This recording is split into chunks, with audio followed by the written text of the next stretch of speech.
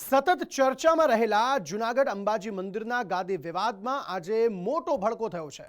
આ ભડકાનું કારણ છે સામે આવેલ કેટલાક વિડીયો એવા છે કે જે જોઈને આખું ગુજરાત દંગ છે। ભગવા વસ્ત્રધારીને જોઈને ક્યારે કોઈ પણ સમાજની બહેન દીકરીઓએ મોઢું નથી ફેરવ્યું, પણ સામે આવેલી તસવીરોએ એવી ગંદકી ખુલ્લી પાડી છે કે રાજ્યભરમાં હડકંપ મચ્યો છે।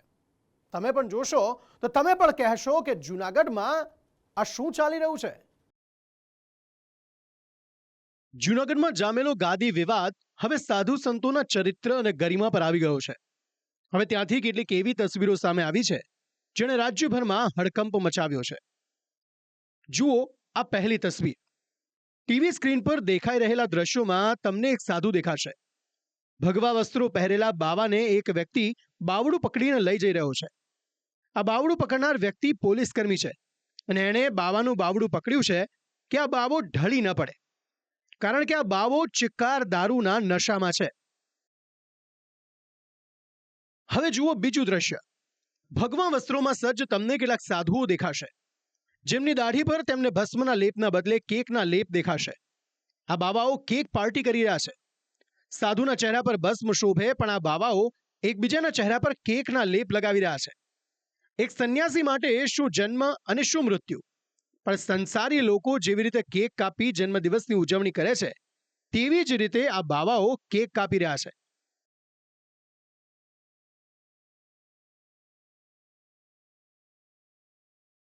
ત્રીજા દ્રશ્યો જુઓ, જેમાં તમને ભગવા વસ્ત્રોમાં સાધુઓ દેખાશે, સામાન્ય લોકો દેખાશે। ભક્તો અને સાધુઓ વચ્ચે તમને એક યુવતી પણ દેખાશે જે હિન્દી અને ભોજપુરી ગીતો પર ઠુમકા લગાવી રહી છે। ધ્યાનથી જોશો તો માલુમ પડશે કે આ બાવાઓ તો અશ્લીલ ડાન્સ જોઈ રહ્યા છે।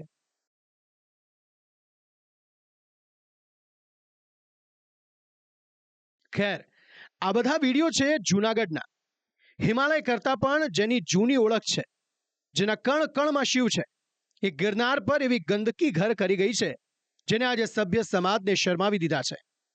ધર્મના નામે ધતિંગ કરતા કેટલાક સાધુઓએ ગિરનાર પર અડ્ડા ખોલ્યા હોય તેવું લાગી રહ્યું છે। આ વિડીયો સામે લાવ્યા છે મહેશગીરી। જી હા, આ એ જ મહેશગીરી છે જેઓનો છેલ્લા કેટલાક સમયથી વિવાદ ચાલી રહ્યો છે। ગિરનાર પર્વત પર આવેલા અંબાજી મંદિરના ગાદી વિવાદમાં મહેશગીરી અને હરિગીરી સામસામે છે। આ વિવાદના કારણે જ થોડા દિવસો પહેલા કુંભ મેળામાં પ્રયાગરાજથી જૂના અખાડા પરિષદે મોટો નિર્ણય લેતા મહેશગીરીને જૂના અખાડા પરિષદમાંથી હટાવ્યા હતા અને આ સાથે ભૂતનાથ મહાદેવ મંદિરના મહંત મહેશગીરીની હકાલપટ્ટી કરાઈ હતી। મહેશગીરી સાથે મહાદેવગીરી બાપુ, કનૈયાગીરી બાપુ અને અમૃતગીરી બાપુની પણ હકાલપટ્ટી કરવામાં આવી હતી। જોકે હવે મહેશગીરીએ આ વિડીયો સામે મૂકી આરોપ લગાવ્યો છે કે જૂનો અખાડાના સાધુઓ અને હરિગીરીના ચેલાઓએ ગિરનારની પવિત્રતાને અભડાવી છે। હરિગીરીના ચેલાઓ જૂનાગઢમાં દારૂ, વેશ્યાવૃત્તિ કરી ગંદકી ફેલાવી રહ્યા છે। अखाड़ा, जूना अखाड़ा, मेरे गिरनार में कभी ऐसा था नहीं। हरिगिरी तुम्हारे आने के बाद हुआ, तुम्हारे चले चपाटे। अखाड़ा हरिगिरी चलाता है यहाँ जूनागढ़ में, कौन रहेगा कौन नहीं, उसी के चले चपाटे बैठते हैं। हमारे यहाँ सरकार और अधिकारी समझ नहीं पा रहे हैं क्या क्या हो रहा है, और तुम ऐसी चीजों को दबा दुबा के और ये सब करते हो क्योंकि तुम्हारे चले चपाटे वेश्याओं को लेके आ रहे, मेरे गिरनार को अपवित्र कर रहे। મારા ગિરનારને અપવિત્ર કરવાનું કામ કર્યું છે, તને છોડીશ નહીં હરિગીરી। અને સરકારને કહીશ કે આ પવિત્ર તીર્થ સ્થળ છે, આ હરિગીરીનું એનું જરાક હવે જોવો, સરકારની બદનામી થશે। જરાક તો વિચાર કરો આ શું શું ચાલી રહ્યું છે જૂનાગઢના અંદર, અને એને બચાવવા માટે આ બધા ભ્રષ્ટાચારી જૂનાગઢના નીકળી પડ્યા છે। જ્યારે જ્યારે મેં વાત કરી, પ્રમાણ સાથે વાત કરી છે। શું જૂનાગઢના આ આવતો શિવરાત્રી મેળો કેવો કરવો છે જરાક વિચાર કરજો। આ બલાત્કારી, ભ્રષ્ટાચારી, દારૂ આન તેન, એવો મેં તો પહેલેથી કીધું કે મને મારો ગિરનાર પાછો આપો સાહેબ, હું બધું છોડી દઈશ। આ લોકોને માફ કરી દઈશ કે તમે જાઓ ભાઈ અહીંથી, મારો ગિરનાર મને પાછો આપો જેવો હતો। તો મહેશગીરીએ વાયરલ કરેલા વિડીયોને લઈને હરિગીરીની કોઈ પ્રતિક્રિયા મળી નથી, પરંતુ તેમના કેટલાક સમર્થકોએ વાયરલ વિડીયોને ખોટા ગણાવ્યા છે। ધર્મસભામાં જે નિર્ણય થયો હોય મહાકુંભના મેળામાં, આખા ઇન્ડિયા સાધુ સંતોએ નિર્ણય કર્યો હોય કે હવે આને અમે કાઢી મૂકીએ છીએ, હવે એના હિસાબે એ બુરાયો થયો છે ને આમ જોઉં તો જુનાગઢમાં આવ્યો ત્યારથી એને કોઈને શાંતિ લેવા નથી દેતો. આવતા હોય તેણે નિમિનાથના ડોકા કાપી નાખશું આવી બધી વાતો કરી હતી. એ પણ વિડીયો જૈન લોકોએ જે તે વખતે મૂક્યો હતો. ધનસુખગીરી બાપુના 1:30 વાગે રાતના હોસ્પિટલમાં જઈને તું અંગૂઠા મારી આવ, આ તને શોભે તારા સાધુતાને? કોકની જગ્યા જેની યારે તને લેવા દેવા નથી, તારે કોઈ જાતના લેવા દેવા નથી, ત્યાં જઈને તું અંગૂઠા મારી આવ ને એ પણ રાતના 1:30 વાગે. સાધુ સંતો એની મોજમાં હોય. શિવરાત્રીમાં એવા સાધુ આવે જેને પગે લાગવાનું મન થાય. અત્યારે પણ કુંભ મેળામાં જે સાધુને જોઈને તો પગે લાગવાનું મન થાય. તને જોવો પણ નથી ગમતો. તે જુનાગઢની જેટલી હાલત ખરાબ કરી, તું અમારું બોલ ગીરીઓ ને હીરીઓ ને, તારા ભગવા કપડા, તારા લજવે તું લજવી તો દીધા જ. એ જે હાલત કરી ને તારી આસારામ જેવી હાલત ન જાય ને, કારણ કે માં અંબા અને ભૂતનાથ દાદા તને નથી મૂકવાના. મહત્વનું છે કે સાધુઓના આ વિવાદે અનેક રહસ્યો ખુલ્લા પાડ્યા છે. રાજકારણીઓને પણ શરમાવે તેવા કૃત્યો અને કાંડ સામે આવતા ધર્મને લાંછન લાગ્યું છે. સાધુ સમાજ તરફથી પણ આ વિડીયો બાદ આકરી પ્રતિક્રિયા સામે આવી છે. એ વિડીયોની અંદર સત્યતા દેખાય છે ઘણી બધી. કારણ કે પીધેલી હાલતમાં જતા સંત છે, પોલીસ લઈ જતી હોય, એક સ્ત્રીને લઈ જવામાં આવે છે, એવું કહેવાય કે વેશ્યાવૃત્તિ કરતી સ્ત્રી છે. ત્યાર પછીની પ્રક્રિયા તમે જુઓ તો સંતો જે બર્થડે પાર્ટી મનાવે છે તે છે. અને ત્રીજો બનાવ બહુ જ દુઃખદ લાગે છે. મુજરો કરતા હોય ને સંતો બેઠા હોય, આ બધું ક્યાંય પણ સંતત્વ માટે યોગ્ય નથી. મૂળભૂત મને નથી મહેશગીરી સાથે વાત થતી એટલે બહુ પ્રેમ કે નથી હરિગીરી બાપુ સાથે પ્રેમ, પણ મૂળભૂત ભગવો લજવાય છે ને તેમાં કોકને કોક રાજકારણવાળા આવીને વચ્ચે ભજીયા મૂકે છે. આ બધી દુઃખદ વાત છે.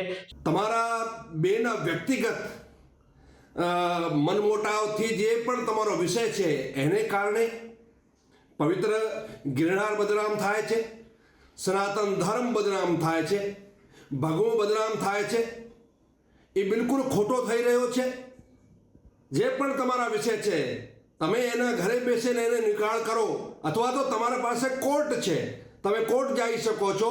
જે તમારો મુદ્દો છે તમે કોર્ટમાં લઈ જાઓ. આ દેશની અંદર કાયદો છે, કાનૂન છે, બધો છે.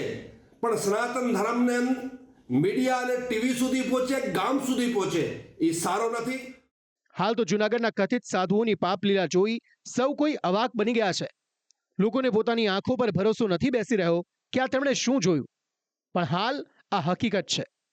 ધર્મના નામે ધતિંગ કરતા કેટલાક સાધુઓએ જૂનાગઢ અને ગિરનારને જાણે અડ્ડો બનાવી દીધો હોય તેવા હાલ જોવા મળી રહ્યા છે. અભ્ય પ્રકારની પ્રવૃત્તિઓ ચાલી રહી છે. સાધુ સંતો ગાદીના વાદ વિવાદમાં એવા ઝઘડી રહ્યા છે કે એકબીજાને પૂરા કરવાની કસમો ખાઈ રહ્યા છે. આ દ્રશ્યો જોયા બાદ સનાતનીઓની આંખમાંથી આંસુ ભલે ન નીકળ્યા હોય, પણ ઇતિહાસના સાક્ષી એવા ગિરનારની આંખમાંથી આંસુ જરૂરથી નીકળ્યા હશે. બ્યુરો રિપોર્ટ, સંદેશ ન્યૂઝ. कुछ खोना पड़ता है. જી હા, તમારે વિકાસ જોઈએ છે તો પછી વિકાસના કામો માટે મુશ્કેલી વેઠવી પડશે. રાજ્યમાં વિકાસના જુદા જુદા પ્રોજેક્ટ ચાલી રહ્યા છે, પરંતુ તેનાથી ઊભી થતી મુશ્કેલી હવે સામાન્ય નાગરિકો માટે માથાનો દુખાવો બની છે. વિકાસ પ્રોજેક્ટ સામે નડતરરૂપ બનેલા દબાણો દૂર કરવા કડક હાથે ડિમોલેશનની કામગીરી કરાઈ રહી છે, પરંતુ હવે ડિમોલેશન પર ડખો થયો છે અને તેમાં રાજનેતાઓની એન્ટ્રી થતા દંગલ શરૂ થઈ ગયું છે. રાજ્યમાં છેલ્લા કેટલાય સમયથી મેગા ડેમોલેશન જોવા મળી રહ્યું છે.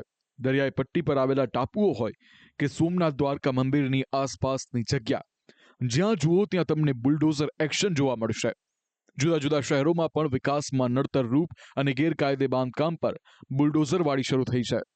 પરંતુ હવે આ કામગીરી લોકો માટે મુશ્કેલી બની છે.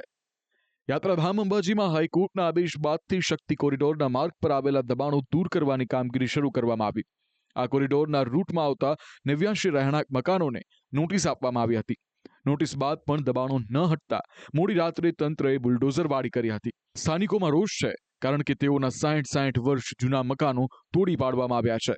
તંત્રએ વૈકલ્પિક વ્યવસ્થા વગર આ કાર્યવાહી કરી છે. અમે સાહેબ અહીંયાથી 60-70 વર્ષથી અહીંયા રહેતા હતા ને અમને નોટિસ તો આલી હતું, પણ એક અમારે તો મને અમે માંગણી કીધી હતી સરકાર જોડે કે ભાઈ અમને જગ્યા મૂકો, અમારે સોમન ક્યાં મૂકવાનો? સોમન તો અમારે મૂકવો પડે કે અમારે બહાર છોકરા ક્યાં મૂકવાના? અમારે રોડ ઉપર ફેંકી દેવાના? અમારા માટે કોઈ સરકાર નથી, અમારે કોઈ વ્યવસ્થા નથી. અમે અચાનક અમારે 100 વાગે આવીને બધા મશીનો ઉપર પડી ગયા એટલે અમારું તો બધું આખું નાશ કરી દીધું સાહેબ. અમારા ખાવા પીવાના વાસણ નીચે આવી ગયા ને બધાને હેરાન કરીને આ બધું તોડફોડ કર્યું છે. સામાન કાઢવાનું કીધું પણ કોઈ લોકો સામાન કાઢે પણ એમને બહાર કાઢી દીધા કે બધાને બહાર કાઢો, અહીંથી સામાન નહીં લેવાનો, હવે પતી ગયું. ગાયો ભેંસો એ ઊભી હતી એમને બી કાઢી મૂકી, એમને બી કે તમે રહેવા દો, નહીં કાઢવાની, એમને બી રવાના કરો, અહીંથી તમે બધા બહાર કાઢો. બધી પોલીસ આવી એટલે બધાને બહાર કાઢ્યા ને ભેંસો અંદર રખડતી હતી, પછી આ બાજુથી ને આ બાજુથી ભેંસો કાઢીને લઈ લીધી બહાર. જો કે ડિમોલિશન પર ડખો ઊભો થતા હાલ કલેક્ટર મિહિર પટેલ કહી રહ્યા છે કે અસરગ્રસ્તોને પ્રધાનમંત્રી આવાસ યોજના હેઠળ મકાન ફાળવાશે. વહીવટી તંત્ર દ્વારા હાલમાં ટેમ્પરરી રહેવા માટે વૈકલ્પિક વ્યવસ્થાની પણ વ્યવસ્થા કરવામાં આવી છે તથા આગામી સમયમાં જેટલા પણ લોકોને ડિસ્પ્લેસમેન્ટ કરવામાં આવ્યું છે તેમનો સર્વે કરી અને પ્રધાનમંત્રી આવાસ યોજના હેઠળ તમામ લાયકાત ધરાવતા કુટુંબોને આવાસ આપવાની પ્રક્રિયા પણ પ્રગતિમાં છે. તંત્રે પહેલા લોકોને મકાન ફાળવવા પછી કાર્યવાહી કરવી જોઈતી હતી. જો કે તંત્ર વૈકલ્પિક વ્યવસ્થા આપ્યાનું કહી રહી છે, જેને સ્થાનિકો નકારી રહ્યા છે. ખેર, બીજો આવો જ વિવાદ બેટ દ્વારકામાં શરૂ થયો છે. સ્થાનિકોનો આરોપ છે કે અહીં પણ વૈકલ્પિક વ્યવસ્થા વગર ડિમોલિશનની કામગીરી કરવામાં આવી. હવે શિયાળામાં તેઓના ઘર તોડી પાડતા તેઓ ક્યાં જશે? અમાનવીય વર્તન કહેવાય સરકારનું, તેવું વર્તન છે. કેમ કે આવી કડકડતી ઠંડીમાં લોકોને નિસહાય છોડી દેવા અને લોકોને તડપતા રાખવા ઠંડીમાં, અને હકીકતમાં તો જે લોકો ત્યાં વર્ષોથી રહે છે અને એની પાસે ત્યાં રહેવાના પુરાવા પણ છે, પણ છતાં પણ સરકારે આજે નિષ્ઠુર પગલું ભર્યું છે, તેનો હું સખત વિરોધ કરું છું. ખરેખર તો સરકારને જો ડિમોલેશન જ કરવું હોય તો પહેલાં તો એને રહેવાની વ્યવસ્થા કરવી પડે. આવી કડકડતી ઠંડીમાં એને નિસહાય છોડી દેવા, વેરા લે છે, પાણીના વેરા લે છે, રેશનના વેરા લે છે, બધા વેરા લે છે, છતાં તો એ લોકોને જો આવું અમાનવીય વર્તન કહેવાય. એટલે અમે આનો સખતમાં સખત વિરોધ કરીએ છીએ. સરકારને તોડવું હોય તો હજારો કંપનીઓ હજારો એકર જમીન રોકીને બેઠી છે, ત્યાં જઈને ડિમોલેશન કરે સરકાર, તો અમે સમજશું કે સરકાર બરોબર કામ કરે છે. પવનચક્કીઓ અને થાંભલા ઊભા કરેલા છે એ બાબતે સરકાર એકદમ મૌન છે, પણ નાના માણસો ઝૂંપડા બનાવે છે ત્યાં ડિમોલેશન કરી અને પોતાની બહાદુરી બતાવે છે. દ્વારકા ડિમોલિશનના ડખા પર કોંગ્રેસ નેતાઓએ વિસ્તારની મુલાકાત લીધી હતી. ધારાસભ્ય અમિત ચાવડા સામે લોકોએ પોતાનો બળાપો ઠાલવ્યો હતો. આ મુલાકાત લેતા પરિસ્થિતિ જોઈએ, ખરેખર કોઈ પણ માણસ હોય એનું હૃદય દ્રવી જાય કે નાના નાના બાળકો છે, મોટી ઉંમરની માતાઓ બહેનો છે, વડીલો છે, આજે કડકડતી ઠંડીમાં ખુલ્લા આકાશ નીચે ઝાડી ઝાંખરા વચ્ચે ઝેરી પશુઓ વચ્ચે રહેવા માટે મજબૂર છે. બીજી બાજુ અમદાવાદ ઓઢવ રબારી વસાહતના ડિમોલેશન પર હજી દંગલ ચાલુ છે. ડિમોલેશનની કામગીરીથી રબારી સમાજમાં ભારે રોષ જોવા મળી રહ્યો છે. જેઓ હવે 20 ફૂટનો રોડ અને રાહત દરે મકાન આપવાની માંગ કરી રહ્યા છે. જો કે હવે સમાજ અગ્રણીના સૂર બદલાયા છે. સમાજ અગ્રણી હરીશ દેસાઈએ લોકોને તોડી ન વળવા અને વાણીવિલાસ ન કરવા માટે ટકોર કરી છે. બોલેલું નીકળી જશે, પાછું આવવાનું નથી. વાણીવિલાસ ના કરીએ, આપણે પોતે સંયમ રાખીએ અને આપણા જે મંત્રી શ્રી જગદીશભાઈ કામ કરી રહ્યા છે એમને આપણે સાંભળીએ અને આપણું જે કામ બાકી છે એ પૂરું કરવાનો પ્રયત્ન કરીએ. એ જ અભ્યર્થના. ભારત માતા કી જય. જો કે ઓઢવની મુલાકાતે પૂર્વ મુખ્યમંત્રી શંકરસિંહ વાઘેલા પણ ગયા હતા. રબારી વસાહતમાં 60 વર્ષ કરતાં વધારે રહેતા પરિવારો ઉપર અમદાવાદ મહાનગરપાલિકાએ બુલડોઝર ફેરવીને તોડવાની કામગીરી કરી છે. કોઈ ઉંમરલાયક વડીલો હોય, બહેનો હોય, નાના બાળકો હોય, કોઈ જાતનો વિચાર કર્યા સિવાય યા કોઈ જાતનું ખાલી કિન્નાખોરી રાખીને અમાલધારી સમાજને, ગોપાલક સમાજને એક જાતની હેરાન કરવાની પ્રવૃત્તિ એએમસી તરફથી હોય એવું આપણને લાગે છે. માનવતા નેવે મૂકીને જે રીતે આપણે અમાનવીય કૃત્ય કહી શકાય એવું કર્યું છે, માફ ન કરી શકાય એવું છે. આમ રાજ્યમાં ડિમોલેશન પર ડખો અને રાજકીય દંગલ બંને ચાલુ છે. રાજકીય પાર્ટીઓ પણ માપી તોડીને નિવેદન આપે છે. જો કે રાજ્યમાં વગર નોટિસે એક પણ ડિમોલેશન થયું નથી તેવો તંત્રનો દાવો છે. લોકો આરોપ લગાવી રહ્યા છે કે નોટિસ આપ્યા બાદ ગણતરીના કલાકોમાં કાર્યવાહી કરવામાં આવી છે, તેમજ વૈકલ્પિક વ્યવસ્થા વગર કાર્યવાહી કરાઈ છે. લોકોના તમામ સવાલો પર તંત્ર ઇશારોમાં જવાબ આપી રહ્યું છે કે કુછ પાને કે લીએ કુછ ખોના પડતા હૈ. બ્યુરો રિપોર્ટ, સંદેશ ન્યૂઝ. બિસ્માર હાલત અને યોગ્ય સમારકામ ન કરતા કેટલાક રોડ રસ્તા ડેથ ઝોન બન્યા છે. સુરતમાં આવો ડેથ ઝોન એટલે માંડવી નજીક આવેલો વાપીથી શામળાજી જતો નેશનલ હાઈવે 56. હાઈવે પર વારંવાર અકસ્માતો થતા લોકોમાં ડર પેઠો છે, પરંતુ મજબૂરીના માર્યા લોકોને આ મોતના રસ્તા પરથી પસાર થવું પડે છે. જોકે હવે સ્થાનિકો સાથે કોંગ્રેસે મોતના રસ્તા સામે સમારકામ ન કરનારા તંત્ર સામે બાયો ચઢાવી છે.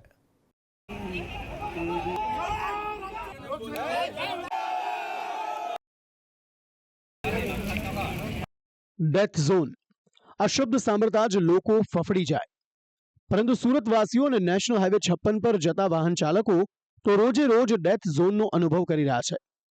ટીવી સ્ક્રીન પર દેખાઈ રહેલો રસ્તો ભલે તમને હાઈવે જેવો ન લાગી રહ્યો હોય, પરંતુ આ સુરતના માંડવી તાલુકામાંથી પસાર થતો નેશનલ હાઈવે 56 છે, જેને વાપી શામળાજી હાઈવે કહેવાય છે.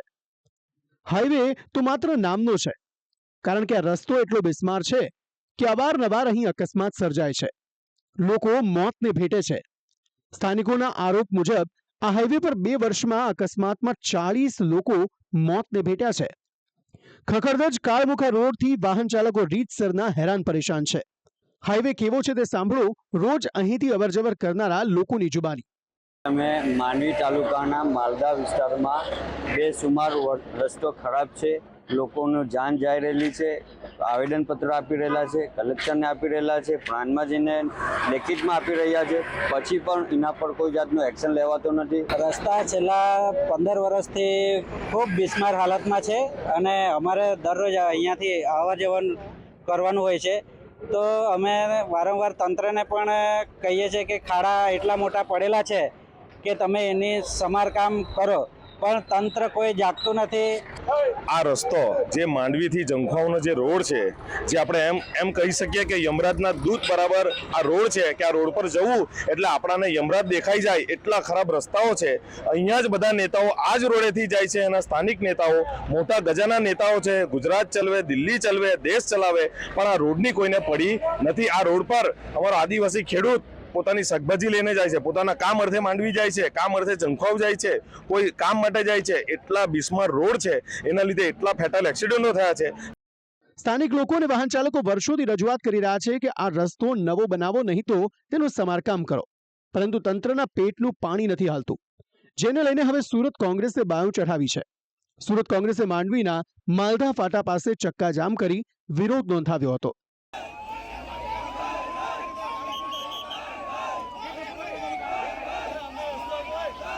ની વાત એ છે કે સરકારને ખબર નથી કે આ હાઈવે કોનામાં આવે છે, રાજ્ય સરકારમાં આવે છે કે નેશનલ હાઈવે આવે છે.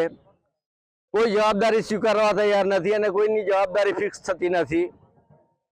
રેડિયાળ તંત્ર ચાલે છે, તદ્દન બિસ્માર હાલતમાં રસ્તો છે, એને કોઈ જોતું નથી. એટલે લોકો ત્રાહિમામ ફુકારી અને આ છેલ્લી પરિસ્થિતિમાં આ રસ્તા રોકો આંદોલન કરીએ છીએ. ચક્કાજામ થતા હાઈવે પર 10 કિલોમીટર સુધીનો લાંબો જામ લાગ્યો હતો. વાહનોના પૈડા થંભી જતા સ્થાનિક પોલીસ પણ દોડતી થઈ ગઈ હતી અને વિરોધ કરી રહેલા માજી ધારાસભ્ય આનંદ ચૌધરી સહિત કાર્યકરોની પોલીસે અટકાયત કરી હતી, જેને કારણે જોતજોતામાં વિરોધ પ્રદર્શન ઉગ્ર બની ગયો અને કાર્યકરોનું પોલીસ સાથે ઘર્ષણ થયું. કેટલાક કાર્યકરોએ હાઈવે પર ટાયરો પણ સળગાવ્યા હતા.